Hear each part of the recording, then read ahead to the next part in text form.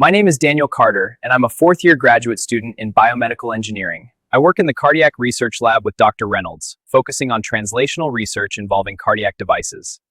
We study isolated hearts, including donor hearts not suitable for transplantation. This helps us understand cardiac function. Our goal is to recreate natural physiological conditions so the heart beats using its intrinsic conduction system. This allows the heart to function without a pacemaker while we conduct research.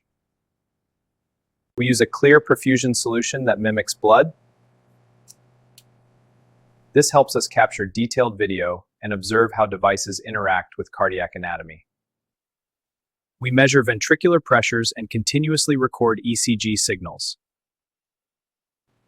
This ensures the heart remains in normal sinus rhythm during testing. Since modern cardiac devices can affect conduction, we study how they interact with cardiac tissue. We typically work with one heart per day, and each study lasts 4 to 5 hours. Several PhD students and researchers regularly use this system for their ongoing studies. My name is Daniel Carter, and I'm a fourth-year graduate student in biomedical engineering. I work in the cardiac research lab with Dr. Reynolds, focusing on translational research involving cardiac devices. We study isolated hearts, including donor hearts not suitable for transplantation. This helps us understand cardiac function. Our goal is to recreate natural physiological conditions so the heart beats using its intrinsic conduction system.